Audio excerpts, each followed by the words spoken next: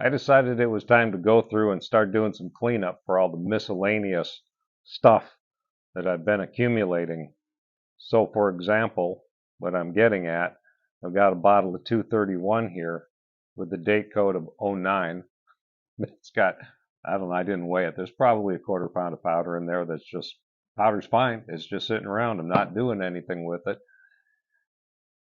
I've got a new box of 9mm 115 grain silver tips that have been hanging around for 20 some years. Probably should do something with those. I've got some once fired Winchester Ranger Plus P brass that I can load up with this stuff.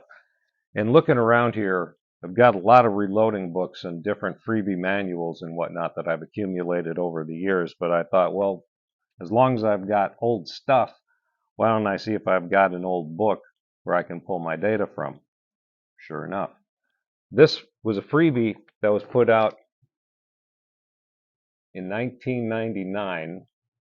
And if you look at the labels on the packaging on there, that gives you an idea now what the packaging looked like in 1999. So if you come across older stuff and you're wondering, scratching your head thinking, I wonder when these components were made. Well, if you know that in 99 they look like this, that can be an indication for you. I digress. But I'm not going to do a plus P load here. I'm just going to do a standard load with the hollow points. And the reason I'm doing that is I open up the data book here and I see under 9mm Luger, the 115 grain jacketed hollow point using Winchester 231. If I go with 4.3 grains of 231, that's going to give me approximately 1,000 feet per second out of the muzzle. Now I can bump that up to 4.8, and that'll give me 1,120 out of the muzzle. Now, because that's getting pretty close to the speed of sound, if you want that sonic crack or don't want that sonic crack, this is plus P brass. Now, plus P is 7% over this published max. You have to have plus P head stamped casings if you want to do a plus P load. And don't put that stuff in an old gun. Make sure you've got a modern firearm that's going to handle a plus P load.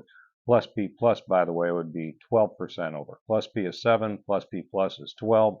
That typically would go into like a submachine gun or something like that. So here, because we have the option, and let's say I kept this around for personal defense or, I don't know, whatever, and maybe I don't want a sonic crack.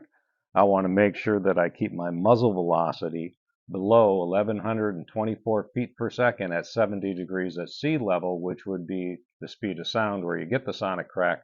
But if I keep it a good 50 feet per second under that, I'm still getting a good effective load, but I don't get the sonic crack. If I don't care about that and I've decided, you know what, I'm going to do a plus P because I can, because I got the brass and I've got the guns that'll take a plus P load, no problem. I can load it up. Just keep that kind of in the back of your head, though. Sonic crack, no sonic crack. If it matters, maybe it doesn't. It's an option. That's the beauty of hand loading, is we have options. So I'm going to get myself all set up. I'm cleaning up. I'm using up some of these components I've been sitting on for too long. Not a bad thing to do a little spring cleaning, summer cleaning, fall cleaning, whatever, from time to time, so you don't end up with a pile of miscellaneous here, a little bit of this, a little bit of that. It's all good. Happy trails.